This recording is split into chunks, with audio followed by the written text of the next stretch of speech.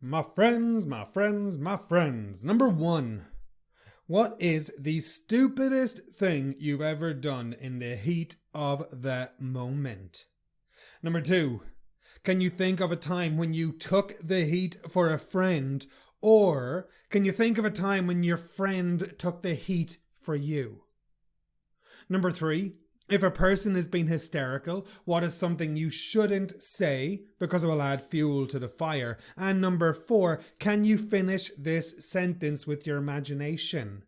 I was sweating buckets after the hike, but I was sweating bullets when... blah blah blah. Good news.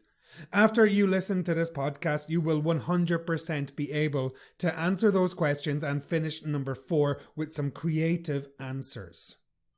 This podcast, if you haven't guessed it, is dedicated to idioms with or about heat. The reason I chose this podcast is easy. It's fucking hot where I am. Or it was hot when I recorded the podcast. Or when I wrote the podcast. I wrote this podcast at the end of June. Now it's at the end of July. Now it's the start of September. But we got wildfires at the start of August. And then I got really, really sick and I was on antibiotics for a while. And then I recovered from antibiotics, but then I got a sinus infection. And boom, 3 weeks or 4 weeks later, I'm starting to feel great. Isn't it typical though? I was off work for 2 weeks on vacation. I had all these great plans and the entire time I was pretty freaking sick. Now, work begins tomorrow again and I'm feeling goddamn great. Typical. Murphy's Law. You get a vacation, you get sick. God, it's frustrating. But let's start off with the first idiom of the day, and that is in the heat of the moment. And that refers to a situation where emotions are strong and decisions are made impulsively, often without careful consideration. It could be in the middle of an argument. Like during an intense argument, people often say things that they later regret to being caught up in the heat of the moment. Maybe decision making can be impacted. If you make a decision in the heat of the moment, it could have long-lasting negative consequences. So it's quite important that you're able to take a step back and consider the bigger picture before you make a decision. Apologies. After realizing the hurt caused by their words, they apologize for what they had said in the heat of the moment. Accidents. Traffic accidents often occur due to drivers reacting impulsively or in the heat of the moment. It's when they don't consider the potential dangers. For instance, when I got cleaned off my bicycle in downtown Kelowna, it was like 2019. I was riding down the road. Beautiful summer's day. It was a Friday. I wasn't working. I was pretty happy. It was early in the day. And then suddenly, this girl just pulled right into my lane and cleaned me off my bicycle. She wiped me out. She took me out. She cut me off and I went flying. I went straight into the side of her car and I went over the hood of the car. Both the car and I were absolutely fucked up. So in the heat of the moment, she pulled out in front of me and cleaned me off my bicycle. Now, in the heat of the moment, I also got incredibly angry with her. I jumped up. So this is the thing. I was hit by the car. I went over the hood of the car. I jumped up and I screamed, "Fuck!" As loud as I could. As loud as my lungs would allow me. I screamed, "Fuck, fuck, fuck." And then, to make matters worse, I made direct eye contact with her. Now you have to understand, I'm 6'1", I was covered in sweat, had a lot of blood on me at this stage as well. I was wearing a tank top, I'm in pretty freaking good shape in 2019, and I look at her, and I point, and I shouted, "What the fuck?" In the heat of the moment, I was losing my temper. In the heat of the moment, I was screaming at the top of my lungs in the middle of downtown Kelowna. The girl got out of the car and she was trembling. She was shaking. She was crying. She was so freaking nervous. Then I kind of calmed down. I kind of like relaxed a little bit and realized what had happened. I knew it was an accident, but in the heat of the moment, you're not really thinking straight. You know, when you're caught up in the heat of the moment, you're not thinking logically. And so I let anger consume me. I let the anger take over and I screamed, "Fuck you! What the fuck are you doing?" And then I realized she was in tears. She was crying. So I had to console her. You know, I brought her over to a nearby cafe. I sat her down. I gave her some water. So it must have been a really funny, strange picture where the man who was hit by the car went flying through the air, landed and rolled on the ground, quite a bit of blood on him, bike totaled, car pretty fucked up as well, and he's the one consoling her. Yeah, it was a pretty weird situation. But in the heat of the moment, I got up with anger and passion and screamed "fuck" at the top of my lungs. Wouldn't do it again. Well, maybe, who knows? In the heat of the moment, you can't predict these things. So what other things happen in the heat of the moment? Relationships end in the heat of the moment. For instance, she broke up with her partner in the heat of the moment. But later she regretted her decision when emotions had cooled down. You know, I know some people that have been through that. I know some people that have broken up or got broken up with in the heat of the moment, like a silly argument or something. And, you know, the tension reaches boiling point and someone says, "You know what, it's over." And for me, it's a huge red flag. Like, if a person ends a relationship with another person in the heat of the moment, I personally think there's more to it than that. I think it was going to happen, and it's probably been boiling up for a very long time. For me, it shows that the relationship has possibly run its course. You know, there are people that will use, like, the threat of a breakup to keep a relationship going, or use a threat of a breakup to get what they want. And if this is happening to you folks, sorry to hear. Reevaluate your situation, because it's no way to be in a relationship. But if someone breaks up with you in the heat of the moment, it could be a blessing in disguise. It could be an out. And sometimes people are just looking for an out. So overall, the heat of the moment, when you do something impulsively, you know, you do something without thinking. How can you use it? I was caught up in the heat of the moment and blah, blah, blah. In the heat of the moment, I slapped my boss across the face. You know, if you slap your boss across the face, you probably didn't plan to do it. It probably just happened. Sorry guys, I didn't mean it. It just happened in the heat of the moment. It just happened in the heat of the moment. Very common collocation. I wasn't thinking straight. I was just caught up in the heat of the moment. I was just caught up in the heat of the moment.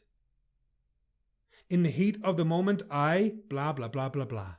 I got caught up in the heat of the moment. I'm sorry. So a few different ways to use in the heat of the moment.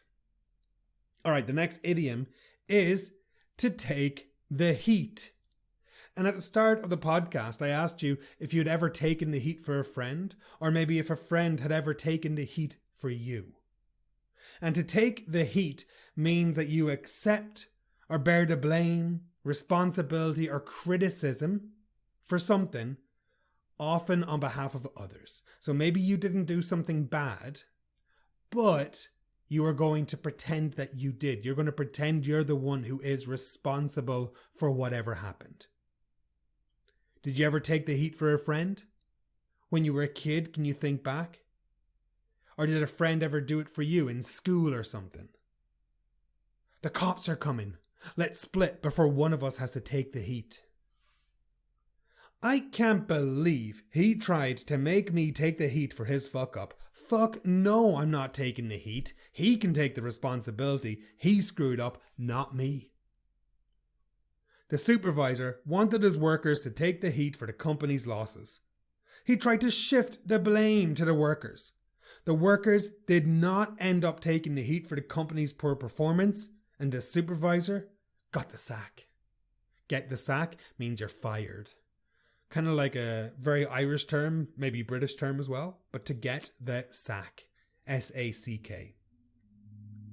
So have you ever been in a situation where someone tried to unfairly get you to take the heat? Have you ever taken the heat for someone because you knew that you wouldn't get in as much trouble as they would? It's a very interesting one. You know, if you got a very loyal friend or something, you might need to take the heat for them, or vice versa. I'm not taking the heat for you. You got yourself into this situation, now get yourself out. So take the heat is to accept the responsibility and the consequences for something bad that happened. It's never positive. Alright, the next idiom. Number 3. If you can't stand the heat, get out of the kitchen. If you can't handle the pressure or difficulties of a situation, it is better to remove yourself from it. So how do we use this idiom? If you can't stand the heat, get out of the kitchen. Honestly, if you say this to a person, it's pretty demeaning, belittling, insulting to the person. You might say it about a person, but rarely to a person's face. Don't persist with a task if the pressure of it is too much for you. You know, if you're unable to cope with something, you're unable to take the heat. And you should leave the work for someone who can. You should leave the kitchen. Maybe you're in over your head. Maybe you took on too much. And now there's way too much pressure and you are unable to function properly. You're unable to do all the work that is expected of you. To be honest, if you can self-identify that you're unable to stand the heat and you need to get out of the kitchen, that is far better than trying to take the heat and failing miserably. So it's a very interesting one. You know, there have been times when I was unable to take the heat. So I would have left the kitchen, or I was unable to stand the heat. And if I'm unable to stand the heat, I will either get help from a friend, or I will leave the kitchen. It's very, very simple. It's all figurative, of course. There is no actual kitchen. However, the phrase can also be used by dickheads to justify being mean to a person. You know, I've had friends work in toxic office environments where the boss would say shit like this in an attempt to get people to work harder. But depending on the field, it might not go down so well. Hey, how's the new guy doing? He looks a little scared and unsure of himself. Well, you know what they say. If he can't handle the heat, get out of the kitchen. I don't think he'll be here for long. Let's put more pressure on him so he quits. That's obviously negative. But it also gives you an opportunity to help that person, perhaps. But all you need to know is, if you can't stand the heat, get out of the kitchen, it just means if you can't handle the pressure, get the fuck out of here, essentially. Alright, idiom number 4, to add fuel to that fire. And that is to make a situation worse by saying or doing something that increases conflict or tension. You should try to de-escalate a situation. But if you add fuel to the fire, you are not de-escalating, you are escalating a situation. How are you able to add fuel to a fire? Well, you can say calm down to a person who is angry. The easiest way to add fuel to a fire. Ronan added fuel to the fire when he asked his wife if she was on her period. Yep, that's going to sting for a while. She punched him in the face in the heat of the moment, but to be honest, it was pretty justified. So don't ever say that to a person. But if you add fuel to the fire, you're making a situation worse. You can do it by saying something. You can do it by doing something. Many ways that you can add fuel to the fire. Alright, the next idiom. Turn up the heat. Turn up the heat, baby. And that means to increase pressure or focus on a situation or an issue. You know, it was really funny when I'm a big fan of rugby. And sometimes rugby teams play in other countries to try and promote the game. And I was watching the game between Ireland and New Zealand, and it was in the USA. And the US commentators were very different to Irish commentators. And they used phrases like, turn up the heat. And they would mention some Irish players, Or like there's Robbie Henshaw. He's a guy who can turn up the heat. There's Sean O'Brien. He can bring the heat at a moment's notice. And so it's a very American idiom, this one, to turn up or to bring the heat. And that just means that you are going to increase pressure. Think about sports. You know, if you're in a sporting game and then one team has a lot of pressure and then they start adding more and more and more pressure on a situation, they're turning up the heat. It could be used in a war, for instance. If one country is beating another country and then they start to pile on more and more and more pressure, they are turning up the heat in that situation. Turn up the heat, finish them off right now. People might use it in the office or something. Personally, I don't use that kind of jargon in the office. I prefer to use it in the sports field or something. All right, another idiom. To beat the heat. And if you want to beat the heat, you want to find a way to stay cool and comfortable during hot weather. When I wrote this podcast, it was 41 degrees Celsius, and I needed ways to beat the heat. I could jump in a lake to beat the heat. I could live in a lake to beat the heat. I could move into my fridge or my freezer, eat ice cream, sit beside the air conditioner in your house, sit in your car with the AC turned on full, move to Ireland, go to the top of a mountain to try and beat the heat. Many ways to beat the heat. Wherever you live, what are some ways people beat the heat? I remember when I was in Spain as a kid, like in southern Spain, and all the houses were white. And, you know, that was a strange thing for us, but I think it was because it would reflect the sun or something like that. So it was a nice way to beat the heat. And then I stayed in like a hostel in Sevilla. God, I love that town. Absolutely love that city. So much fun. I can't wait to go back. I really am longing to go back to Spain. But I remember being in Sevilla and I stayed in the Garden Backpacker Hostel. Love it. Great place. Got a bunch of sangria for free. Lovely time. And paella. Good food. And it was all tiled on the inside. And outside it was like 50 degrees or something like that. But inside it was nice and cool. You know, it was really, really good. All right. The next idiom is in hot water. And if you're in hot water, you're in trouble or you're facing difficulties for something that you did. He got landed in hot water. He is in hot water. If you're not careful, you'll find yourself in hot water very, very soon. His girlfriend looked at his messages and now he's in hot water. He's in boiling water right now. She landed herself in hot water when she told her boss to fuck off in the heat of the moment. She's probably going to get fired. Have you ever landed yourself in hot water? The former president is once again in hot water due to their crimes. However, because they're rich, corrupt and white, they probably will not get in any trouble. The famed author is once again in hot water due to her beliefs about gender. So you can find yourself in hot water, you can land yourself in hot water, and you can just be in hot water. If you're not careful, you'll find yourself in hot water. If you're not careful, you're going to land yourself in hot water one of these days. So there's a few collocations for in hot water. Write them down. All right, the next idiom. Out of the frying pan and into the fire. And that's when you go from a difficult or challenging situation to an even worse one. Like, let's imagine that you're driving your car. You've had a few drinks. The police officer pulls you over for speeding. You're out of the frying pan and you're going to be in the fire as soon as they talk to you because they can smell the alcohol on your breath. Or maybe the police officer is talking to you and you say something stupid to the police officer. You're out of the frying pan and into the fire. It's very similar to like being stuck between a rock and a hard place. You're in a bad situation and it's only going to get worse. It's not going to get any better. Now, at the start of this podcast, I asked you about sweating buckets. And you know, sweating buckets is one I've spoken about on Instagram. I've probably spoken about it on this before. But if you're sweating buckets, you're sweating a lot.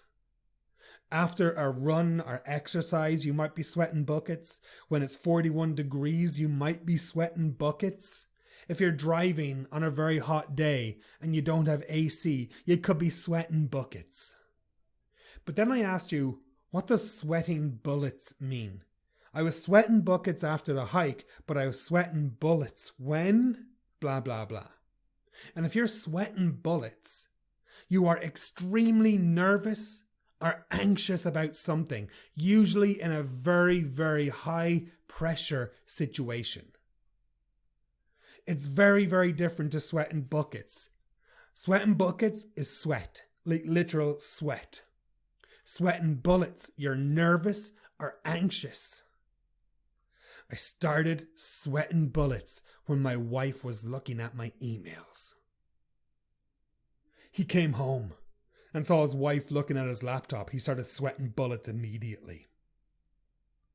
My boss called me into her office. I was sweating bullets all day. Or, maybe you arrive to work first thing in the morning and the boss says, "Hey, Ronan, call to my office at 3 p.m. today. We need to talk about something." I'll be sweating bullets all freaking day in that situation. How was he not sweating bullets in that game? Oh my God, it was so tense. I was sweating bullets before my interview. Thankfully, it went okay. If you're a gambler, you might sweat bullets when watching sport or whatever. Like if you bet on something. Do you know anyone that gambles? It's a very addictive thing. Personally, I'm not a fan of gambling. But if you gamble, you will sweat bullets when you're watching a game. The Rugby World Cup starts this week, and I swear to God, I am going to be sweating bullets watching Ireland play. This is like the one sport I might actually sweat bullets for. I really want Ireland to win. Like, win the entire fucking thing. We have the best team in the world right now. The best team in Irish history. We're not favourites, but we have an unbelievable team. And I swear, watching the games with Ireland is going to be absolutely nail-biting. I'm going to be sweating buckets watching the World Cup this year. So I'm going to be sweating bullets watching the World Cup this year. If you're sweating bullets, you're nervous or anxious, usually in a high-pressure situation. Okay, folks, not too many more to go. Don't worry. The next idiom is to throw cold water on something. If you throw cold water on something, you are dampening enthusiasm for something. You are discouraging it. He threw cold water on my birthday plan. What a douche. I was super excited about it. And then he poured cold water all over it. We were all having fun, and then she arrived with her newborn kid who did not stop crying. Why the fuck did she bring a baby to a house party? Talk about throwing cold water on a great situation. If a person throws cold water on something, they're making it less fun. They are a party pooper. They are a wet blanket. They're no fun. A buzzkill. A down buzz. Those are some good ways to describe people who end fun. I know this is not directly related to heat, but cold water, heat, you kind of see the connection, right? But those nouns for talking about people who kill fun. Number 1, a party pooper. Number 2, a wet blanket. 3, a buzzkill. 4, a down buzz. And 5, a killjoy. And they're great ways to talk about people who ruin fun. All right, the next idiom. I think we only have like 2 or 3 left, folks. Hot under the collar. This one has many meanings, many meanings. And the first meaning is to be angry or agitated. Usually due to embarrassment or irritation. When I suggested my boss was mistaken, he got hot under the collar and got really defensive. If you get hot under the collar easily, maybe you should consider a different career. The actor got hot under the collar when the reporter asked him about his extramarital affairs. Ryan Tuberty is probably feeling hot under the collar these days. Who is Ryan Tuberty? He's an Irish TV presenter who it turns out has been getting overpaid by a lot of money for the last couple of years. Now he's paid by the taxpayer.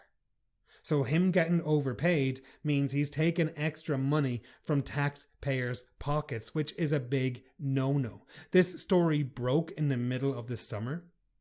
I haven't really kept up with it, but when I wrote the podcast, it was like a big news in Ireland, and I bet he was hot under the collar. I bet he was agitated. I bet he was unable to relax because everyone was talking about him and his personal finances.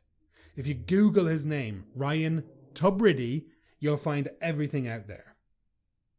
Trump, I bet you know who he is, probably more international than Ryan Tubridy. Trump is probably feeling hot under the collar these days. He's probably feeling agitated because he's been indicted again. He was convicted of a felony and he's going to have to go to court. He is probably feeling hot under the collar. Now, I mentioned how there are two meanings to this. The first meaning is to be agitated or angry. The second meaning of hot under the collar is to be horny. Yeah, you heard me. To be turned on, to be frisky, to be horny. Wow, seeing his topless picture is making me a bit hot under the collar. That chick is pure eye candy. I always get hot under the collar when I see her. So if a person is horny, they're hot under the collar, or they're hot and bothered. And that's another idiom, hot and bothered. We're going to finish with this idiom. Hot and bothered is like more than horny. It's so horny, you're unable to think straight. You're unable to think clearly. Oh, my wife got me all hot and bothered before I left for work. It's not fair. You know, if you were not so hot and bothered all the time, you'd be able to pay attention to your tasks. Get your mind out of the gutter and stop being so hot and bothered. She just smiled at you. Get over it. Whew, I saw him splitting wood and boy oh boy did I get all hot and bothered. I could watch him split wood all day.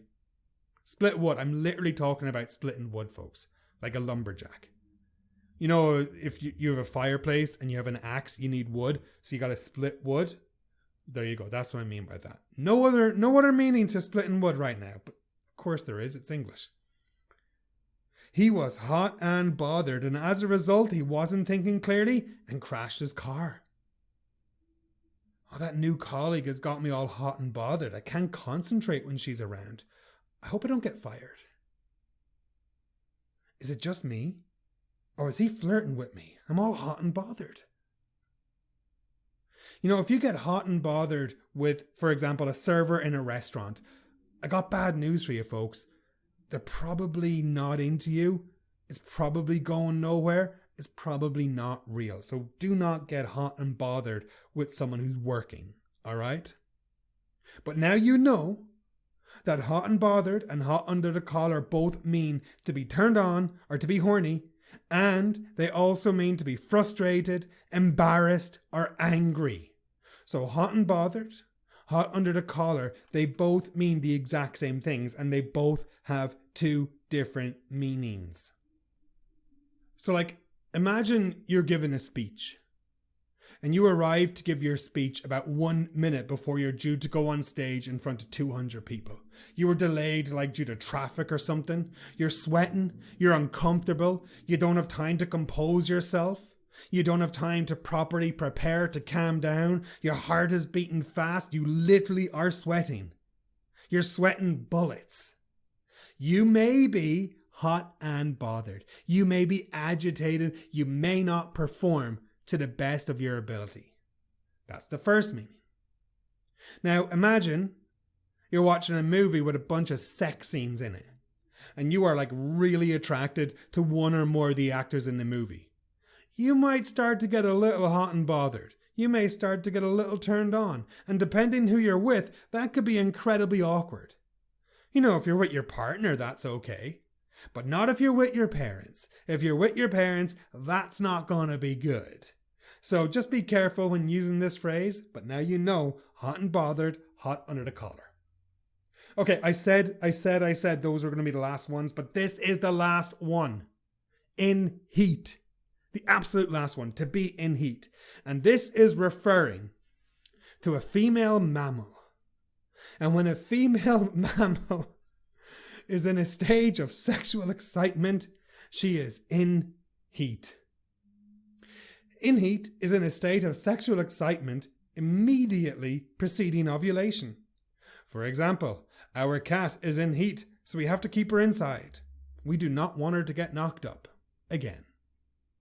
This expression applies to most female mammals and indicates the period when an animal is fertile and most receptive to mating. Moose go into heat for about 22 or 28 days. If not bred, moose can have up to 6 reoccurring heat or estrus cycles. The period of heat when a female will accept the male is short, lasting from about 1 to 36 hours. There's a very, very short window when the male moose can actually get laid. The period for moose is often called the rut.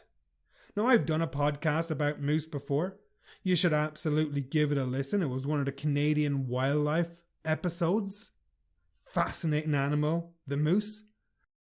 When the female moose or the cows are in heat, the male mooses go fucking crazy. Absolutely crazy. The male moose or the bulls will fight each other to see who gets to have sex with the cows. Mating, or the rut, usually begins by like the 3rd week in September. And 98% of cows observed over a 12-year period mated just one time a year with only one bull. In contrast, bulls, or male moose, will mate or could mate up with 25 different cows each year if they can fight off challengers. So you have to understand. The moose, like the bulls, will have a bunch of cows around them and they would ride each of them. They'd have sex with each of those ones. However, if a young bull comes along, they will often fight. Sometimes to the death. Usually not, but it can happen. And then they'll take over that group of moose, for instance. Nature is fucking metal. So if you got a female friend who's incredibly horny, you can ask them if they're in heat. But I warn you, this is only for people you know very well. If you say this to a stranger, you are absolutely and deservedly going to get smacked in the face. So just remember that. Well, folks, I think that is it for now. You know, with these idioms here, you might not actually use them yourself, but you will hear people say them. People often use idioms in a very figurative way. That's the whole idea of idioms. And screw anyone who says you don't need to learn idioms. Yes, you fucking do. You absolutely have to. You know, if someone says, oh, I did it in the heat of the moment, now you know that they weren't thinking straight when they said it. I can't think of a time when I ever said I wasn't thinking straight. Like any time I've told my friends about my bike accident where that girl cleaned me, I always say, man, in the heat of the moment, I was screaming my lungs off at this girl. Screaming my lungs off. There's another freaking idiom for shouting loudly. So it's very important that you understand what these idioms mean and like when to use them. The last thing I will say, there is a movie called Heat. It was released in 1995. It was directed by Michael Mann. It has Al Pacino, Robert De Niro, Val Kilmer, and I swear to God, it is like the most 90s movie ever. I strongly recommend you watch that movie. It is a crime drama.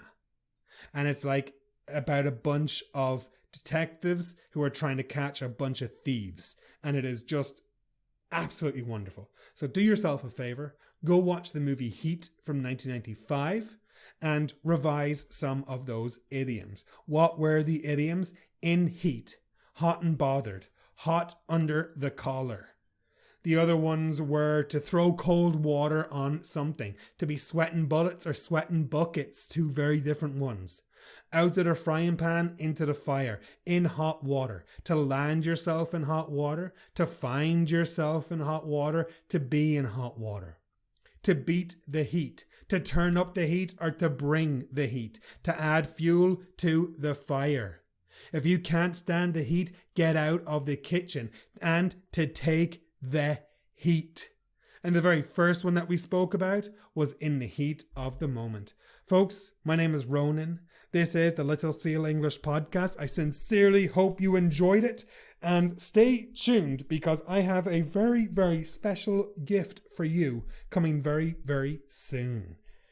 I will probably talk about it in the next podcast. Folks, you're wonderful. You're amazing. Have a great freaking day. Bye for now.